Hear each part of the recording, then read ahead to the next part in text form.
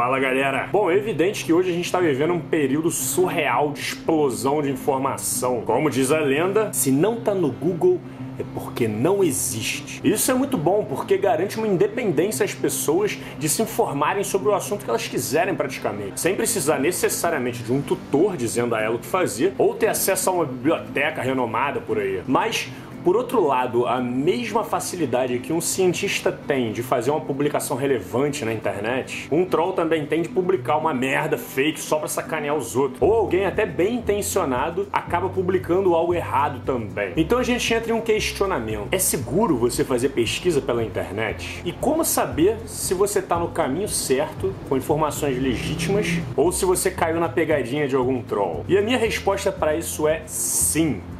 É seguro fazer pesquisa na internet, mas não é algo fácil de se fazer. Não existe uma fórmula mágica que você aperta um botão e todas as informações perfeitas caem na sua frente. Aprender a fazer uma boa pesquisa é, na verdade, uma técnica que leva tempo para ser aperfeiçoada, mas ela é acessível a todo mundo. Basta você querer e se esforçar um pouco. Então, antes da gente começar, é bom deixar claro que não existe uma única forma de fazer isso. O Pirula tem um método dele de fazer pesquisa, o Átila tem um método dele, e vários outros youtubers têm os métodos deles. E o que eu vou ensinar para vocês é o método que eu, Estevão Slow, uso para fazer as minhas pesquisas.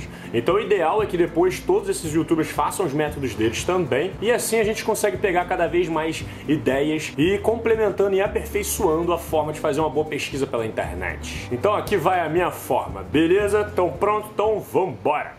Bom, em primeiro lugar, é muito importante que você seja cético. Ih, lá vem esse papo de neo-ateuzinho. Não, cara. Não tem problema você ter uma religião. Você não precisa ser cético em tudo na vida. Mas na hora de fazer as suas pesquisas, não tem como acreditar em qualquer coisa. O ET Bilu existe, cara. Eu vi na internet. É sério.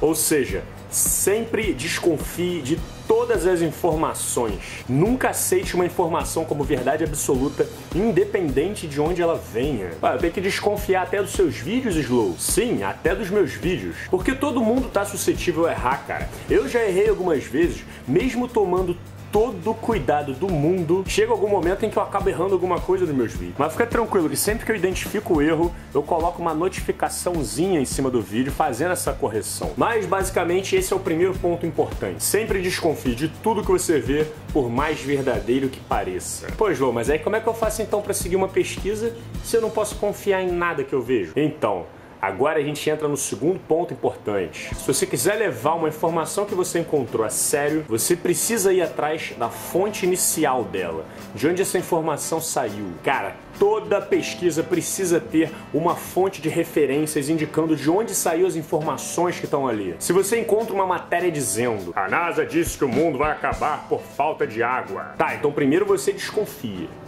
Depois você vai atrás das referências. Bom, se a NASA disse, então eu quero saber onde foi que eles disseram isso aí. A NASA tem um site aberto pro público, cara. Qualquer afirmação desse tipo você provavelmente vai encontrar lá no site. Ou então um site de curiosidade. 15 coisas que você não sabia sobre o beijo. Então você precisa entender que esse site não é a fonte original dessas informações que ele listou lá. Ele pegou essas informações de outros lugares e compilou tudo nessa lista que você tá vendo. Então você, antes de começar a ler o site, você procura as referências para ver se elas existem. Muitos colocam tipo um hiperlink em que a palavra fica de outra cor, que é só você clicar em cima da palavra que aí geralmente ele vai te levar para onde ele tirou aquela informação. Ou então lá no rodapé do site você vai descendo todo o texto e no final você vai encontrar a lista de referências de onde eles tiraram aquelas informações. E fiquem espertos, cara, porque tem muitos sites que criam o hiperlink, ele muda a cor das palavras, e aí na hora que você vai clicar para ver qual é a fonte inicial, ele te leva para um outro site totalmente aleatório, ou então é uma propaganda de alguma coisa e referência que se foda. De acordo com um estudo, peraí, deixa eu ver que estudos são esses. Ué, promoção para Miami? E nesse caso, meu irmão, fecha o site e vai embora porque é furado. Agora, outra parada muito comum e importante de ressaltar é quando você clica nas referências e você cai em outro site de divulgação e não nas fontes originais. E nesse caso não tem problema, porque você vai repetir o processo, você vai atrás das referências desse novo site. E aí talvez ele te indique para outro site de divulgação, ou talvez ele te indique para o site de pesquisa ou o site governamental de onde saiu a fonte original dessa informação que você viu. Então se eu chegar no site inicial eu posso usar a informação sem me preocupar. Ainda não. você primeiro vê se o site parece ser sério, se ele pertence a uma organização que tem um mínimo de credibilidade no que fala. Eu, por exemplo, curto dar uma olhada na seção de comentários do site. Geralmente, se aquela pesquisa não tiver sido bem feita ou for muito tendenciosa, você provavelmente vai encontrar alguns comentários sensatos indicando essas falhas naquele estudo. E daí você desconfia mais ainda e decide se vale a pena ou não repetir aquela informação. Mas em caso de você estar usando uma plataforma que você sabe que tem credibilidade, mesmo que você repita aquela informação e depois descobrir que estava errado, a culpa não vai cair para cima de você, já que você tem a fonte original de uma plataforma sólida para apresentar para as pessoas. Por exemplo, eu já cansei de pegar informação da plataforma da OMS, por exemplo, Organização Mundial da Saúde. Então, tipo, se eu errar foi porque eles erraram também, cara, e eu tô me baseando na Organização Mundial da Saúde. Eu errei, mas a culpa não foi minha. E esse é um terceiro ponto interessante em fazer uma boa pesquisa. Existem plataformas que são especializadas em divulgar material sério na internet. É claro que elas erram também, mas a frequência de erros é tão baixa que elas ganharam uma credibilidade enorme nas informações que elas passam. A Science, por exemplo, é uma das plataformas de divulgação científica com mais credibilidade atualmente. A Nature também, a The Cell, a OMS, a NASA, a CDC, são todas plataformas centrais que divulgam informação confiável. Então eles podem até errar, mas você não precisa se preocupar com isso, porque você e mais a maior parte das pessoas que fazem uma pesquisa séria vão errar junto, e você pode ter certeza que assim que o erro foi identificado, eles vão fazer uma atualização, fazendo uma notinha de correção para que ninguém mais repita o erro. Então, geralmente, quando você for fazer aquela investigação de referência que eu mencionei no começo do vídeo, você provavelmente vai acabar caindo em uma dessas páginas mãe, onde aconteceu a divulgação inicial daquilo. E é essa referência que você vai utilizar na sua pesquisa. Se você for indo de referência em referência e não chegar a uma dessas plataformas iniciais, dessas plataformas mãe, e acabar morrendo em um site popular, é extremamente não aconselhável que você use aquela referência, porque as chances dela estar errada são bem altas. Ela pode até estar certa, mas você não vai querer se arriscar a errar junto com sites que você nunca ouviu falar, que você não sabe que existe. Por isso que as referências são extremamente importantes e você deve ir atrás delas sempre. Sabe aquele textinho de Facebook que seu amigo escreveu com umas informações meio precisas demais? Vai atrás das referências. Aquelas informações daquele blog que você leu, cadê as referências? Aquele youtuber afirmando um monte de pesquisas e dados, referências! Ih, João, mas cara, na maior parte das vezes não tem referência nenhuma. Bom, nesse caso você tem duas opções. Ou você pesquisa e vê se a informação existe mesmo, ou você pede a eles referência. Se você não conseguir nenhum dos dois, não saia por aí repetindo a informação. Eu sei que não é todo mundo que tem o hábito de fazer isso, mas vocês já pararam para clicar aqui na descrição dos vídeos do YouTube? Cara, isso é extremamente importante, porque é ali que a gente coloca todos os nossos links de referência. Eu, Pirula, o Atila, a galera do Science Vlogs em geral tem o hábito de fazer isso. E a gente faz isso porque a gente não quer que vocês acreditem na gente. A gente quer que vocês desconfiem.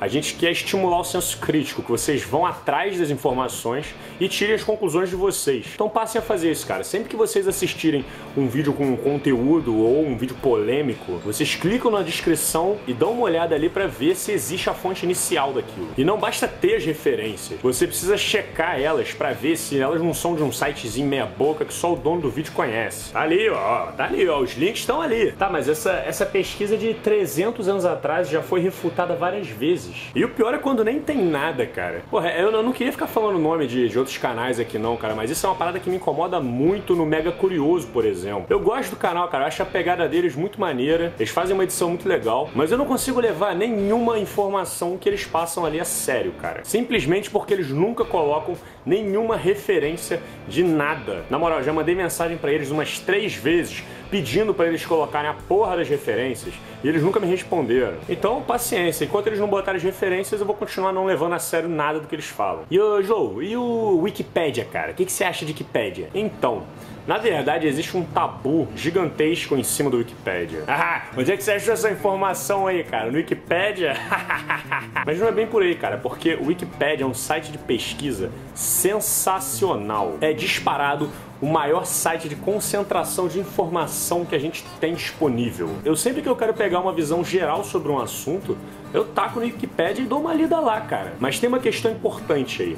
O Wikipedia nunca pode ser usado como referência original nas suas pesquisas. Pela mesma razão que eu já venho explicando o vídeo todo, o Wikipedia não é fonte original de nada. Você precisa descobrir de onde vieram as informações que estão no Wikipedia. Pô, João, mas aí é muito difícil, cara. Não adianta nada eu ler o Wikipedia se eu preciso confirmar tudo que ele tá falando. Na verdade, isso é bem simples de fazer, cara. Porque já de uns tempos pra cá, o Wikipedia tem um sistema de referências muito útil. Faz o seguinte, você vai lendo os textos e no final de cada parágrafo vai ter um númerozinho ali. Você clica nesse númerozinho e ele vai te levar para a lista de referências daquele artigo. E aí lá você clica na referência e vê se ela é válida ou não. E é essa referência que você vai colocar como fonte nas suas pesquisas e não o Wikipedia em si. Colocar o Wikipedia na fonte de trabalho é quase a mesma coisa que você colocar o Google. Vai ganhar 0! E eu garanto que se você começar a ir atrás dessas referências que são colocadas no Wikipedia, cara, você vai começar a descobrir uma porrada de site muito bom. Mas para seguir esse método, você vai acabar se deparando com um problema que é um obstáculo para muita gente hoje. O inglês. Cara, quando eu tava no primeiro período da faculdade, eu tive uma professora que me falou uma parada que eu nunca mais esqueci. Eu quero que vocês tragam um resumo de um artigo científico na próxima aula. E esse resumo tem que estar em inglês. Ah, qual é, professora? Que preconceito com a nossa língua é esse? Inglês é a língua universal, meu querido.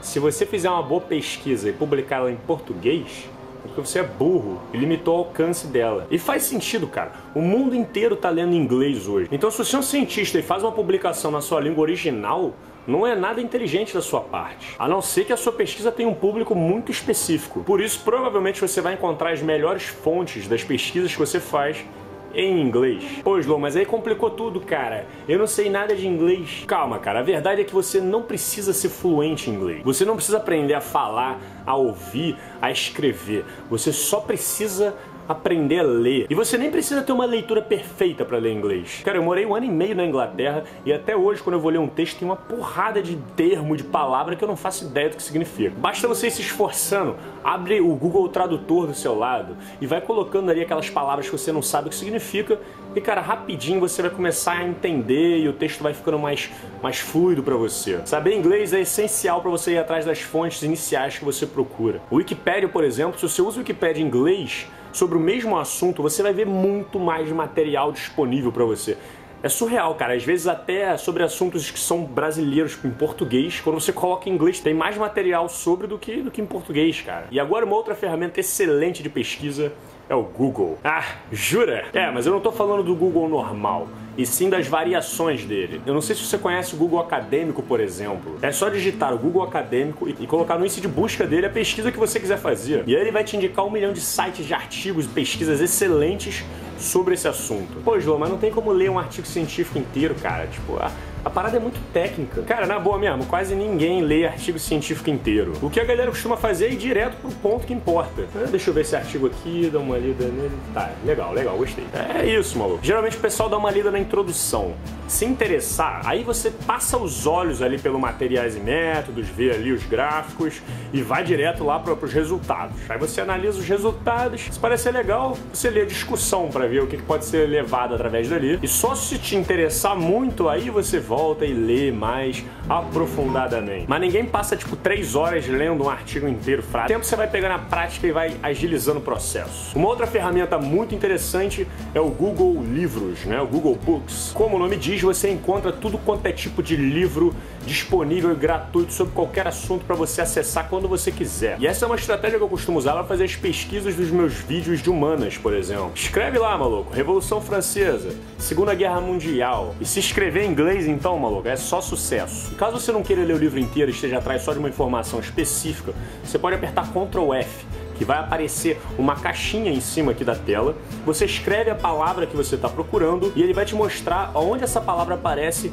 em todas as páginas do livro.